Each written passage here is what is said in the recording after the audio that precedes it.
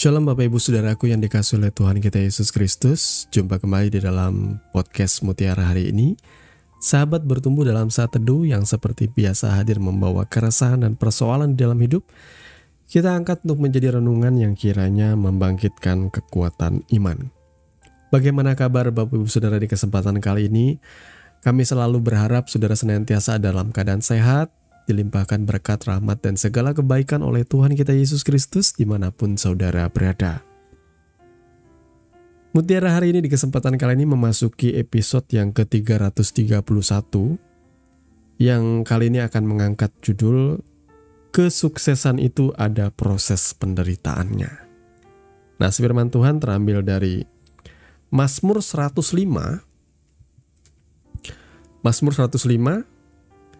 ayatnya yang ke-16 sampai dengan ayat yang ke-19. Demikian firman Tuhan.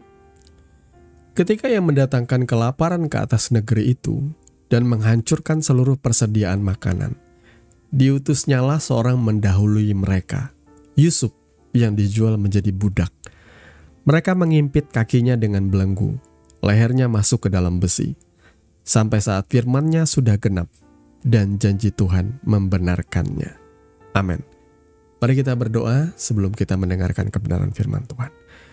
Bapa, di dalam nama Tuhan Yesus, saat ini kami mau bersama-sama merenungkan kebenaran firman yang akan mengajarkan kami bahwa kesuksesan itu ada proses penderitaannya. Tuhan, kami mohon Engkau mengurapi dan menuntun setiap kami agar kami mengerti apa yang menjadi kebenaran firman-Mu, apa yang menjadi maksud dan kehendak-Mu di dalam setiap kehidupan kami.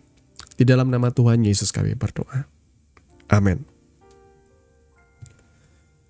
Saudaraku yang dikasihi oleh Tuhan kita Yesus Kristus, ketika saudara membaca Mazmur 105 ini 16-19, tahukah saudara ini berbicara tentang siapa? Ya, ada sebuah nama disebutkan di sini, yakni Yusuf. Ya, Yusuf ini adalah satu dari anaknya Israel, ya, satu dari 12 anak Israel. Tepatnya Israel itu Yakub, saudaraku, ya. Yusuf ini anak kesayangan karena ia lahir dari istri yang dicintai oleh Yakub yang bernama Rahel. Karena Yusuf ini begitu dikasihi, maka ia diperlakukan spesial, menjadi anak emas. Dan pada waktu itu juga ia bisa dikatakan sebagai anak bungsu, ya, sebelum lahirnya Benyamin. Jadi Yusuf itu diperlakukan, dimanjakan, dan kemudian diberikan barang yang indah-indah, katakanlah jubah dan lain sebagainya, sehingga membuat saudara-saudaranya yang lain tuh menjadi iri. Karena iri, mereka lalu merencanakan sesuatu yang buruk. Akhirnya Yusuf dianiaya, kemudian ia tadinya dilemparkan ke dalam sebuah sumur, ya. Kemudian akhirnya dia dikeluarkan dan dia dijual kepada kafilah orang Mesir. Seperti itu ceritanya. Tapi ternyata di balik kisah yang tidak enak itu, di balik kisah tragis ini, kisah yang mungkin kalau hari ini membuat kita gregetan, ya. Dan saya percaya Yusuf mengalami yang namanya penderitaan di situ, saudaraku. Ya, bagaimana enggak menderita dari orang yang tadinya begitu dikasihi di rumahnya, disayangi, diberikan hal-hal yang diinginkan oleh banyak orang, diperlakukan dengan berbeda, dipandang spesial karena ia adalah anak emas, anak kesayangan. Tiba-tiba ia diperlakukan tidak enak oleh saudara-saudaranya. Dia dijual kepada kafilah, ya, orang-orang Mesir, ya, dijual kemudian ke rumah Potifar. Pada waktu itu jual menjual budak itu biasa, saudaraku. Kalau saudara nonton film yang beberapa waktu kemarin saya ada nonton, ya, sequelnya, walaupun memang lebih seru yang pertamanya, ya. Ya, ini film Gladiator, ya. Yang pertama kan diperankan oleh Russell Crowe, ya. Yang kedua saya lupa diperankan oleh siapa, saudara gue, ya. Saya nggak begitu tahu nama aktornya, ya. Yang pasti di situ ada Denzel Washington ya yang menjadi orang jahatnya ya. Tapi di situ diceritakan ada yang namanya jual beli perbudakan ya. Saya percaya pada waktu itu Yusuf juga dijual. Yusuf dijual kepada orang Mesir, kemudian akhirnya dia dijual menjadi budaknya Potifar ya. Seorang kepala prajurit kalau tidak salah Potifar ini ya. Orang kepercayaan dari Firaun di Mesir, saudaraku ya. Nah, Bapak Ibu Saudaraku yang dikasih oleh Tuhan kita Yesus Kristus, apa yang dirasakan oleh Yusuf tentu tidak enak. Bayangkan saja saudara dari hidup nyaman, enak, tiba-tiba saudara diperlakukan menjadi budak. Itu gak enak. Berapa banyak di antara saudara yang akan mengeluh, berapa banyak di antara saudara yang akan merasa bahwa ini adalah kesialan hidupku, berapa banyak yang saudara akan berpikir ini adalah penderitaan. Saudara mulai mengeluh, mempersalahkan Tuhan, mempersalahkan kehidupanmu. Lalu beda dengan Yusuf. Entah kenapa, tapi inilah alasannya kenapa juga Tuhan memilih dia. Tapi orang pilihan Tuhan sekali lagi cuma orang biasa, saudaraku ya. Mereka pun bisa jatuh dalam dosa. Tapi bagaimana Yusuf kemudian diceritakan di dalam Alkitab, disertai oleh Tuhan, saya percaya oleh karena dia betul-betul menjaga hati dan pikirannya, menuruti apa yang diajarkan oleh bapaknya, Yakub. Saya percaya itu, saudaraku ya. Dan ini juga bicara soal perjanjian. Tuhan menyertai Yusuf. Dan Tuhan memakai penderitaan itu untuk membentuk Yusuf. Karena apa? Karena Yusuf anak manja. Saudara perlu lihat keadaan saudara. Kenapa saudara hari ini harus mengalami penderitaan? Karena hanya penderitaan yang bisa mengeluarkan sisi burukmu. Hanya penderitaan, hanya kesusahan, hanya kesukaran yang bisa mendewasakan engkau. Demikian juga Yusuf. Kalau dia selamanya dimanja, dia tidak akan menjadi pembebas. Tuhan pandang kalau di dalam Mazmur 105 ini, Tuhan menganggap bahwa Yusuf itu adalah pembebas bagi bangsa Israel. Ya, kalau saudara tentu dengar ceritanya. Yusuf inilah pada akhirnya yang membuat kesinambungan bangsa Israel itu tetap terjaga ya. Karena Firaun merasa berhutang budi dengan Yusuf. Kemudian ia melihat bahwa Yusuf ini orang yang diurapi Tuhan.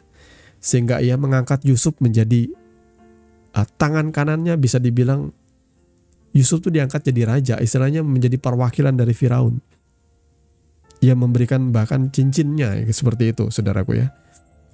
Lambang dari pemerintahan itu. Jadi luar biasa. Kalau kita melihat kehidupan Yusuf, kita akan berkata luar biasa. Saudara mengagumi keberhasilan, kesuksesannya menjadi orang nomor 2 di Mesir ya. Bahkan Firaun berkata, tidak ada lebihnya kamu daripada aku. Punya kuasa dia. Tapi dia gak lantas semena-mena. Yusuf menjadi orang yang bijaksana sekali. Dari bagaimana cara dia mengelola hasil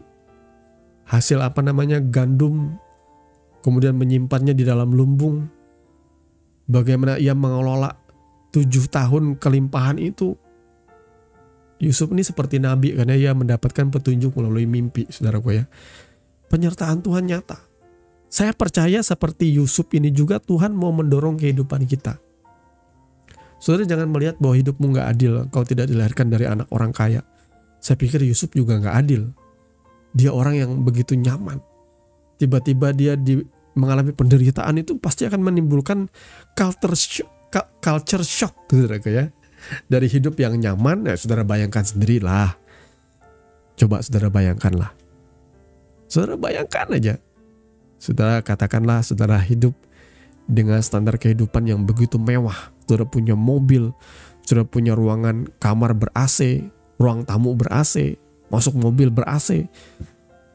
Saudara kemudian memiliki banyak kemewahan-kemewahan yang tidak dimiliki orang lain. Tiba-tiba saudara diculik orang.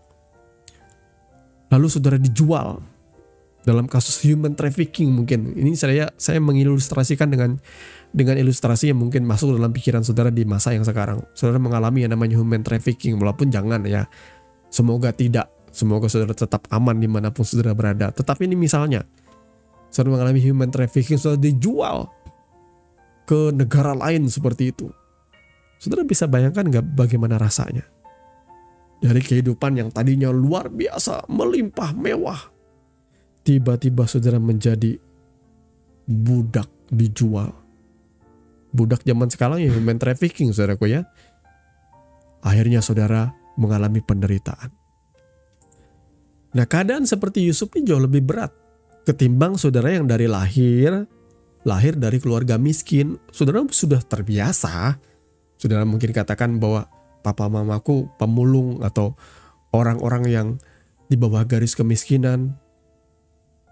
Itu biasa saudara rasakan. Karena dari kecil saudara sudah terbiasa makan makanan yang biasa saudara santap dengan standar kemiskinan. Itu saudara sudah biasa. Tapi kalau kisah Yusuf ini gak enak, saudaraku. Dari orang kaya yang tiba-tiba mengalami penderitaan seperti itu gak mudah. Tapi Yusuf tetap setia dan tidak mempersalahkan Tuhan. Mungkin ia ngedumel dan itu tidak dicatat, mungkin saja. Karena dia masih muda, wajar.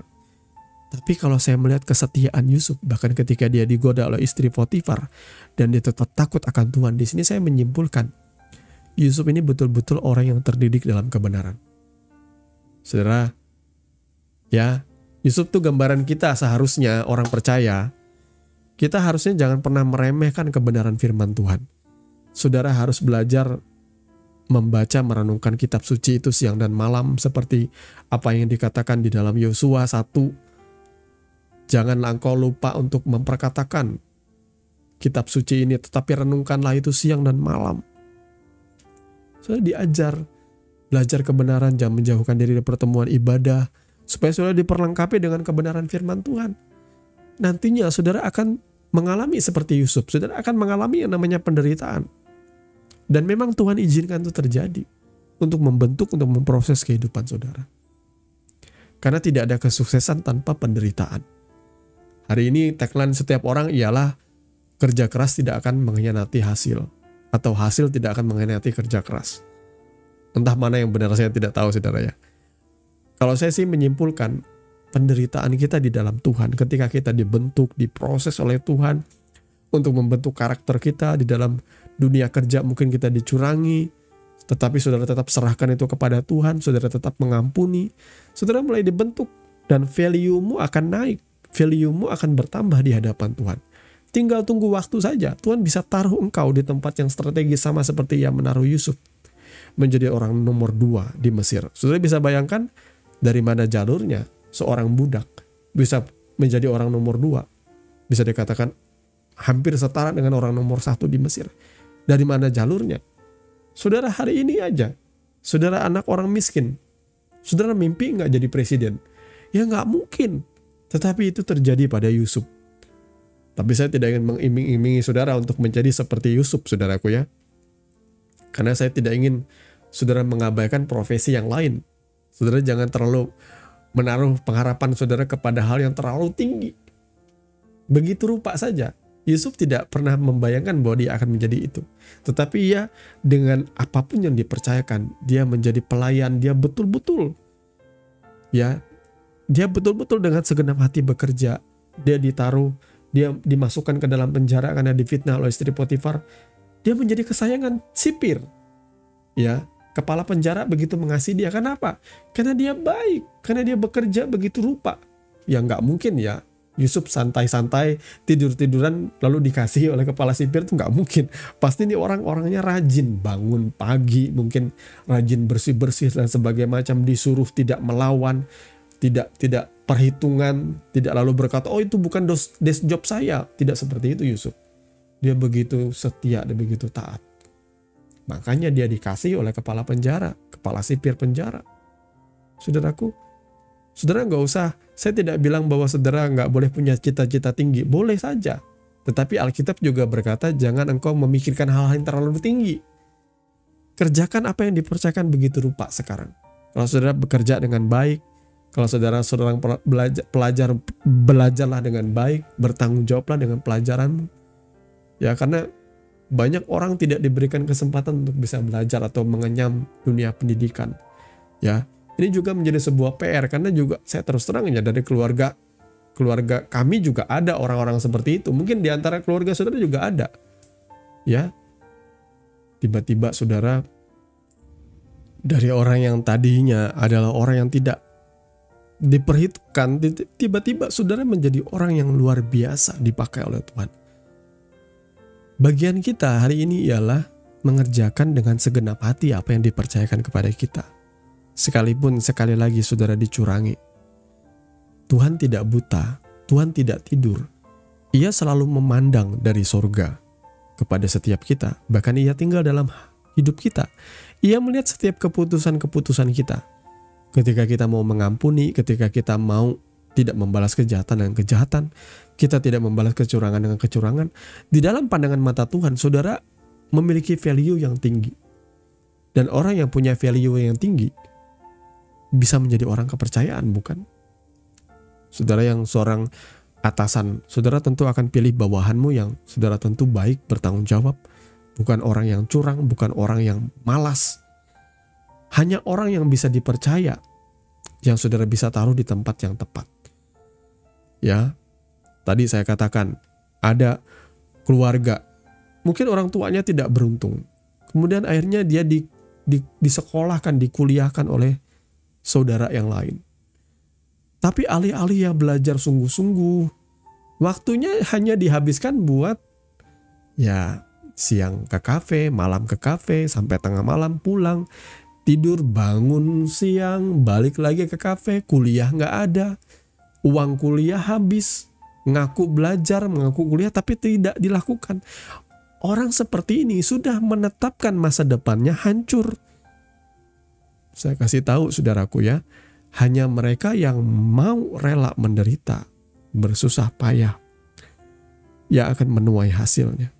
Tapi kalau orang yang cuma pengen seru-seruan, tidak menghargai anugerah ya, tidak menghargai kebaikan, kesempatan yang Tuhan berikan, maka engkau akan menanggung sendiri akibatnya. Saya banyak melihat juga orang-orang yang menjawab tanggung jawab ini dengan baik ya. Orang tuanya meninggal, lalu kemudian ia mendapatkan bantuan untuk kuliah. Ia kuliah betul-betul, ia sekolah betul-betul, sampai akhirnya ia wisuda dengan nilai yang terbaik, cum laude. Dan akhirnya ia mendapatkan pekerjaan yang patut ia dapatkan. Semuanya itu ada kerja keras, ada usaha di balik semua itu, saudaraku ya. Maka hikmat dari Yusuf atau cerita Yusuf yang kita bisa lihat di sini ialah jangan pernah menyerah dengan keadaan, jangan pernah mempersalahkan diri atau mempersalahkan Tuhan atau mempersalahkan orang lain dengan keadaan saudara. Tetapi tunjukkan kualitas dirimu. Bekerja dengan baik, dengan penuh disiplin, dengan etos kerja dedikasi yang baik. Bekerjalah seperti untuk Tuhan. Berdedikasilah, berikan yang kesetiaanmu dengan sungguh-sungguh. Kalau engkau adalah pegawai, buka toko jam 8. Jam setengah 8 engkau sudah datang ke toko. Ya, tunjukkan etos kerja, tunjukkan dedikasimu dengan baik. Jangan menjadi orang yang selalu punya 1001 alasan. Aduh maaf, saya terlambat karena macet. Padahal di kotanya sama seperti kota kami, tidak pernah macet. Tapi bikin-bikin alasan macet. Saudaraku ya, orang-orang yang terlalu banyak pelintat-pelintut, mencela-mencela, banyak alasan biasanya tidak akan pernah bisa dipercaya oleh atasan. Dengar saja apa yang saya katakan ini. Berikan yang terbaik, tulus, ikhlas, maka kau akan dipercayakan oleh Tuhan. Yusuf ini seseorang yang tidak enak. Ya saudaraku, saudara bisa baca Mazmur 105 ayat 18. Mereka mengimpit kakinya dengan belenggu, lehernya masuk ke dalam besi. Itu adalah cara hukuman yang mengerikan bagi seorang yang dianggap sebagai pelecehan seksual terhadap istri pejabat pada waktu itu. Yusuf dimasukkan ke dalam liang tutupan, mungkin ke dalam sebuah lubang ke dalam tanah, dia dimasukkan ke dalam sana, lalu diimpit lehernya, terus kakinya dikasih bola besi seperti itu. Waduh, nggak enak, hilang pengharapannya. Padahal dia sudah betul-betul sungguh-sungguh. Dia sudah menjauhkan dirinya dari perzinahan ketika digoda oleh istri Potifar. Tapi apa upahnya? Dia malah difitnah, dimasukkan ke dalam penjara. Nah saudara, dalam hidup ini saudara juga punya pilihan. Ketika saudara sungguh-sungguh, saudara dicurangi, saudara lalu dihukum, itu gak enak saudaraku. Tapi sekali lagi Tuhan tidak buta. Kalau saudara tetap setia, bahkan ketika di dalam penjara, Yusuf setelah dihukum dalam penjara, ia tetap memberikan yang terbaik dari dirinya. Makanya saya katakan, orang selalu berpikir Yusuf itu diangkat oleh Tuhan. Ya betul juga sih. Tapi saudara perlu tahu juga, Yusuf ini memang orang yang rela dan dibentuk oleh Tuhan juga. Kalau Yusuf tidak rela, kalau Yusuf itu akhirnya jatuh dalam perzinahan dengan istri Potifar, ya dia tidak akan dipilih. Dia menjaga hatinya, dia menjaga hidupnya. Ini yang orang jarang lihat. Orang cuma lihat bahwa begitu seperti fairy tale, seperti cerita dongeng kisah Yusuf ini ya, dari orang yang seperti ini. Tapi saudara, kalau saudara menyelami apa yang dirasakan Yusuf itu tidak mudah. Saya bisa membayangkan ada air mata, ada keringat, ada penderitaan yang ia rasakan. Ada kekecewaan, dihianati dan sebagainya. Tapi ia tetap setia kepada Tuhan. Sehingga akhirnya apa? Dia dipakai menjadi pembebas bagi bangsanya. Tuhan kiranya memberkati kebenaran firman-Nya dan mari kita bersama-sama berdoa. Terima kasih Tuhan Yesus, kami mengucap syukur untuk kebenaran firman yang sudah kami dengarkan. Biarlah Engkau mengajarkan kami agar kami menjadi pribadi yang tabah, yang teguh, yang kokoh berdiri di atas kebenaran firman Tuhan dan tidak akan tergoyahkan oleh apapun. Ajar kami juga untuk menjadi seperti Yusuf yang memiliki dedikasi, kesetiaan, dan menghargai Tuhan di dalam setiap pekerjaan dan apapun yang dipercayakan kepadanya. Karena kami percaya Tuhan, Engkau berkuasa untuk mengangkat setiap kehidupan kami. Tetapi kami juga sadar bahwa semua pembentukan itu penting dalam hidup kami Tuhan. Penderitaan demi penderitaan yang kami rasakan hari ini, kami percaya akan diganjar, akan diupah dengan segala kebaikan. Terima kasih Bapa, kami mengucap syukur kepadamu. Di dalam nama Tuhan Yesus kami berdoa. Haleluya. Amin. Saudaraku yang dikasihi Tuhan, saudara sudah mendengarkan kebenaran firman yang kiranya boleh menjadi dasar dan kekuatan di dalam setiap kehidupan saudara. Sampai bertemu lagi di podcast Renungan Firman Mutiara hari ini yang berikutnya. Kasih karunia menyertai saudara sekalian. Shalom.